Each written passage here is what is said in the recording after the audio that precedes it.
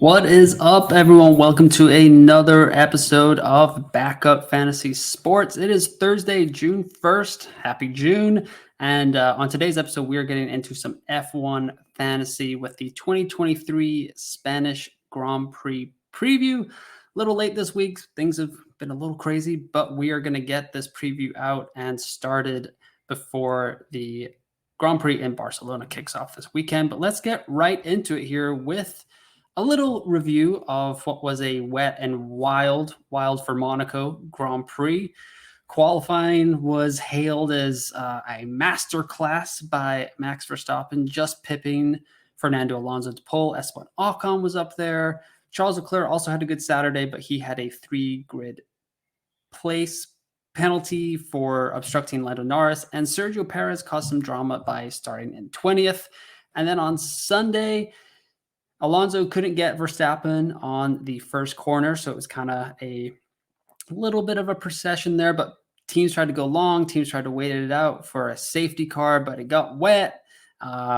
Alonso made a slight miscue by not going onto the intermediates or waiting to go onto the intermediates, and it may have cost him, but we'll never know. Max Verstappen was unstoppable once again, but Esteban Ocon there with the podium finish for Alpine. Great result for the French team and gives us a little bit of hope in fantasy here as things might be starting to switch. And frankly, I'm trying not to get wrapped up too much in the excitement.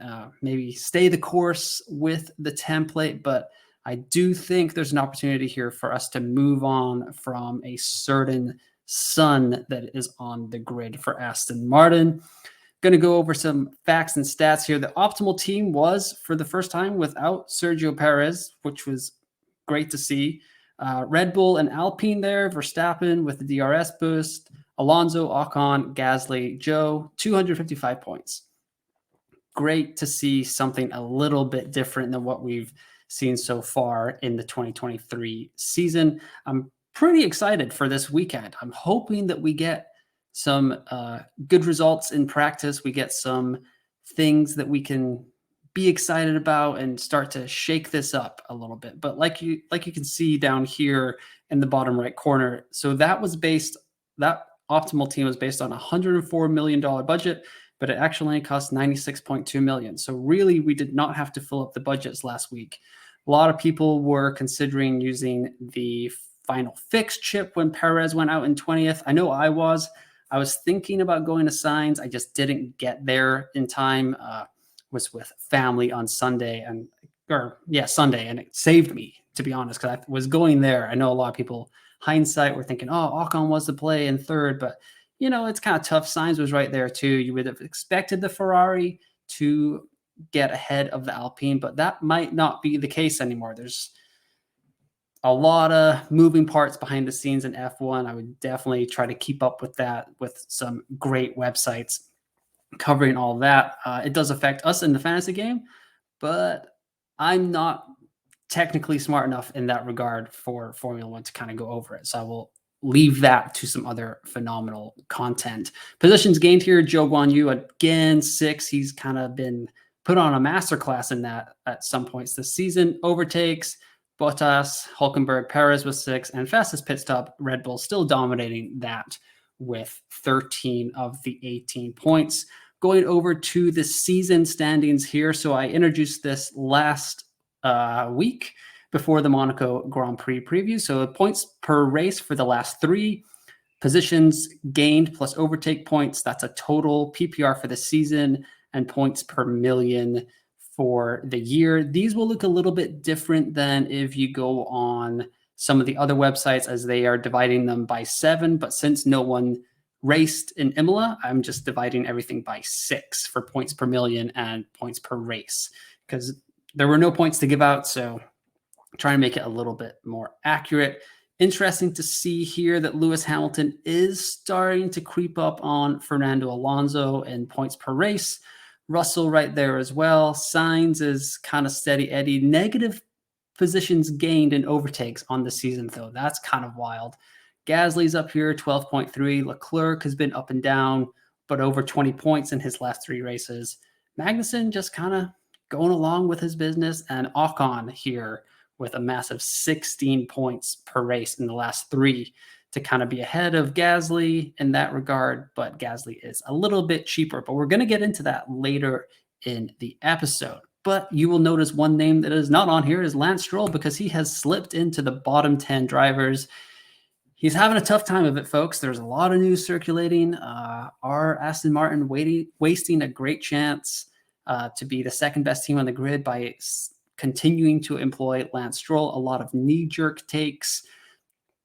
Personally, I think there are better drivers that could be in that car, in that seat, but is it realistic that he's going to get kicked out by his dad? I'm not sold on that, but it has been tough, and it does look like he's slightly holding the team back, and it's also kind of costing Aston Martin in the constructors' fantasy points. So it'll be interesting to think about. Just Aston Martin's so cheap. I still don't think any of us should go away from the Red Bull Aston Martin template when it comes to constructors, at least for now. Nico Hülkenberg up there, 4.3. Oscar Piastri has been improving on the season. He's averaging 3.17 points per race, but now he's up to 5.67 as he kind of finds his footing in F1. So that's encouraging.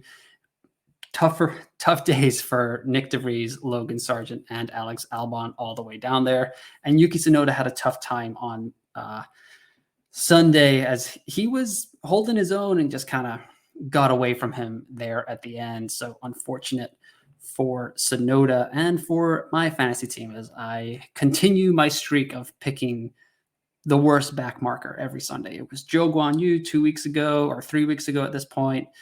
Almost a month ago, I guess, for Miami. Went to Tsunoda because he was popular. He'd been doing great for 2 races. Then he just loses 6 points or 6 places on Sunday, and all downhill from there. Constructors' fantasy points over here, though. Points per race, last 3. Red Bull just absolutely dominant. That pricing or the point structure is just so in their favor. It is unbelievable how well they are doing. Mercedes coming up there, Pippin Ferrari, Pippin Aston Martin as well. But like I just mentioned, Aston Martin's such a good value, 5.87 points per million average on the season. Alpine had their best week of the season, 32 points, thanks to Esteban Ocon's podium finish. And yeah, it's not pretty for the rest of the grid. So really, it's between Red Bull, Aston Martin. Whenever we decide to use our limitless chip, that's going to be a different story. Don't have to worry about budget restraints. Lance Stroll definitely will not be on my limitless team at this point, but it'll be tough between Red Bull, Mercedes, Ferrari, and see what happens with Aston Martin. All of these teams are starting to bring upgrades, and it's kind of changing the thought of the grid, but maybe not for fantasy yet. Driver of the week, Ocon. I mean, qualified 3rd, finished 3rd. No overtakes, no positions gained, but 32 fantasy points is, I was actually surprised to see this. He's only the 4th driver this season to top 30 points in a race weekend. Verstappen's done it a couple of times, Perez has done it, and Alonso's done it. Leclerc's not done it, Sainz hasn't done it, Hamilton's reached 29 points. But yeah, he was driver of the day, his best finish of the season by far. Hopefully encouraging signs that Alpine is starting to, after a tough start, they double DNF in Australia after they were in like a great spot the entire day. But hopefully this is doing a lot better for them, and they can build on this as the summer swing gets into action. Some price changes here. Always go over these. Verstappen went up. Lewis went up. Ocon went up by 0.2, so that's encouraging. Alonso as well, another 0.2 million. He's he's on 82% of F1 fantasy rosters right now. It's insane. And Verstappen's there at 64 as well. So I'm not definitely keep those guys. I think it's their teammates that everyone is starting to think about if we can maybe get away from those guys. The fallers here, we've got 7 of them this week. Lance Stroll, Kevin Magnussen, Nick DeVries, Yuki Tsunoda. Understandable there. Lance Stroll with another DNF. That's his 2nd of the year. Not pretty.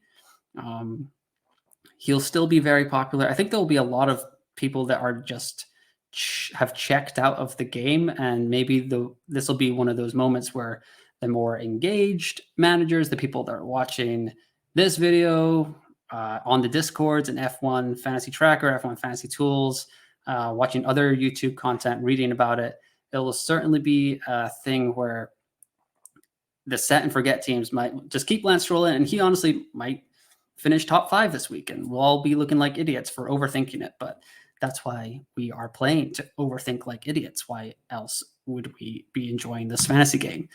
More followers here: Alexander Albon, Logan Sargent, and Oscar Piastri. I was saying Piastri was coming into his own, but he did have a little bit of a tough Sunday. But overall, the McLaren's getting there, just taking a little bit longer than a lot of people would hope. They signed, they added to their team with,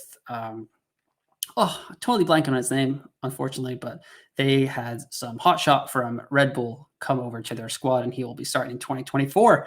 So maybe 2025 will be McLaren's year at this point. Constructors price changes with the risers here. We got 3 of them. Red Bull, obviously, with Max finishing number 1. Mercedes looking good there with Lewis and George, and Alpine with Esteban's big day. And in the fallers, it was Haas, Williams, and AlphaTauri. Not options, but, just got to mention them as they were fallers. Spanish Grand Prix preview. Here we go. Barcelona, one of the more storied tracks on the calendar, I would say. 2 DRS zones, 14 corners. They've made some changes this year. They've taken out the chicane. I think Lewis Hamilton was saying he's looking forward to the final corner, going flat out through these final 2 corners. So on the race podcast that I was listening to earlier today, they were talking about how it used to be all about the rears, and now the front left is going to be in a lot of pain. So it should be interesting to see how tire degradation goes over the next couple of days with these practices, see if anything changes. Barcelona has turned into a little bit of a procession as well. Not super exciting, but we did have some drama here last year as Charles Leclerc started on pole, lost power through the race, and it just allowed Max Verstappen to kind of breeze to a nice win. Unless I misremember, maybe this was the race that Sergio had to flip with Max. Was that early in the season? Honestly, can't remember. It's been only a year, and I cannot remember what happened there. But for some reason, I have that in the back of my head that Sergio and Max flipped spots there, and there was quite a little bit of a uproar there with it's way too early to be doing team orders. But it worked out as they got the Drivers' Championship and the Constructors' Championship in 2022. But personally, I'm just looking forward to kind of getting back to what a lot of people would describe as a regular racetrack. We've had Miami Street Circuit. We've had Monaco. It's going to be fun to see all these upgrades on the proper racetrack that can go flat out, not kind of driving through a city and stuff. So will be interesting to see what happens with Mercedes. I think Aston Martin are bringing some more parts. Mercedes are even bringing more upgrades from what they showed us last weekend. And there are others that I am forgetting, but tons to watch in practice, and definitely keep your ear to the ground with all the great content out there to see if we can pick up some tips about who maybe is looking a lot better at Barcelona than they looked the last time we were on a bigger racetrack than the Principality of Monaco. Weather preview needs to happen every week now, apparently. So this will be on here for the rest of the season, but could be rain. The rain in Spain. Let's watch out. This is accurate as of this afternoon, so it may have already changed.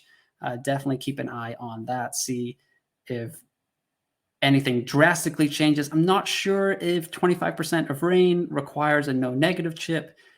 When we get to Saturday before qualifying, maybe we'll have the 24-hour more accurate forecast, and we'll be able to see if it's actually going to be raining during the race or just during the day.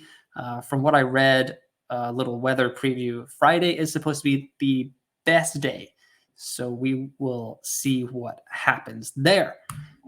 Now on to kind of the bigger part of the preview, the Lance Stroll problem. This guy is getting extremely frustrating to have in your fantasy team. But what are the other options? Well, thankfully, it seems like the French team at Alpine are giving us something to think about here. Um, as you can see here, I've highlighted all like the cost is the best, points, last 3, points per million, DNFs, and high points here. It's favoring Pierre Gasly, and I'm kind of favoring Pierre Gasly as well. He's got the most points on the season. It's tough because Lance has those 2 DNFs, but DNFs count. They count against our fantasy team. So we need to take this into consideration. He is only 0.5 up from Gasly. Unfortunately, my team value is surprisingly low. So there's not a lot I can do to get to Ocon unless I kind of blow up my team, which I'm tempted to do. I'm a little feeling pretty excited about this weekend and kind of want to switch it up, but it's also like only the 6th or it's the 7th race of the season. So maybe the long game is the smart play, but it feels like there's an opportunity here to kind of go against the field. I actually did that in my second team in the F1 fantasy game last week, where I moved from Lance Stroll down to Sonoda and Hulkenberg, and then I moved Perez up to Charles Leclerc, and it worked out. Outscored my main team, my overall rank team and stuff like that. So, feeling pretty good about my gut, and my gut is saying that Gasly is an option. But these are kind of the 3 guys in the range that I think we can switch it up and kind of get an edge on the field. And it's always the problem is you can play template. It's probably the smart thing to do. That's typically what I do in like Fantasy Premier League. That's those kind of games. Like I kind of want to just stay with the field and then make my move. But it's usually those guys that go early, be brave, be bold. The guys that went final fix from Sergio Perez to Esteban Ocon after he qualified 3rd, like they got a huge leap on the field. And if you go this week, you still might have a 1-week edge on the rest. Because if Ocon or Gasly do well this week and Stroll trolls us, once again, we are all going to be clambering to get those 2, or at least one of those 2, into our F1 team. So it could be a weekend to go away from Stroll and over to the French side. I would not say dark side, but no, I'd actually do like the Alpine team this year. So my team is this $102.6 million in the bank, or available to me for catering or whatever you would so please to use your cost cap budget for. 3 transfers. I've got 4 options here. So option A is the boring option. And I'm going to have to try and not do this option and not be scared about dropping down the rank, because it is a fantasy game. We're all kind of in the same boat here with the template, but I can choose a different back marker, which probably means I shouldn't based on my previous weeks, and keep the 3 Red Bull and 3 Aston Martin and just see how it goes and not try to have too much fun with the fantasy game. Option B is Stroll up to Gasly and then Sonoda down to Hulk or Sargent. I would definitely be more inclined to go with Nico Hulkenberg there over Logan Sargent, just to give myself some more price. But those are only 2 back markers I could afford. Option C is when things start to get a little bit more interesting. I can go Perez to Sainz. I can go Stroll up to Ocon, and then Sonoda down to Hulk or Sargent. I'm wary of buying too much into Ocon because he qualified 3rd and finished 3rd. That's kind of what Monaco does. Do I think that's going to happen every week? No, that's not like among the 3 drivers, among Gasly, Ocon, and Stroll, Gasly does not have a DNF. So he is the only driver among those 3 that has finished with positive points each week. That is what we want. We don't want these negatives. Some people will say that Stroll's already got 2 DNFs out of the way. How many more times can he DNF? I don't know. He doesn't really qualify that high. He kind of finds himself in these packs. He's in one of the best cars, so people are kind of gunning for him to be like, I can show that I can beat Lance Stroll in the Aston Martin, which is the second, third, fourth best car on the grid. This can be something that gives me some shine in the press and other teams take notice. There's been rumors like, is Yuki Tsunoda going to be the guy to replace Perez at Red Bull whenever Perez goes off to greener pastures? But we'll see. That's totally different off-season like video and stuff like that. And the final option here, which is probably my favorite, just got to see what happens with this new Mercedes here. Perez to Russell, which would be an upgrade. Stroll up to Gasly, and then Tsunoda to Hulkenberg and Sargent. That's the most fun option, I think, out of the four that I have here. It's definitely more fun than option A and option B. Option A is the most boring. Option B is probably I'm feeling a little frisky. I'll just go for it here with the Gasly. C is slightly too complicated, maybe putting too many bags in the Ocon third place basket. Option D is probably second favorite on the list here after option B. Option A, we'll see. I'll try to be brave and go with option B or option D, but this is kind of where my brain is at right now as of Thursday at 8:36 Germany time. And yeah, hopefully we'll see some stuff during practice. I will try to be active in these Discords that I am part of, F1 Fantasy Reddit, all those fun spots. So I'll definitely try to be in there and see where everyone is. And if anyone has any questions, I will be happy to answer them. Here are some of the upcoming races. That was the last race in Monaco. Forgot to change that picture. Sorry about that. But Spanish Grand Prix this weekend, Canadian Grand Prix in 2 weeks. And then another 2 weeks after that is the Austrian Grand Prix, which is our next sprint race. So pretty exciting times in F1. But it's been a little bit of a whirlwind here with back-to-back races. There was Imola cancellation. So this will be back to the more regular schedule.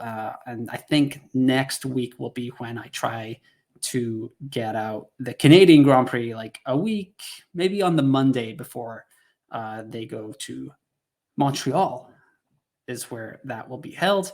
But yeah, that's going to pretty much do it for the 2023 Spanish Grand Prix preview.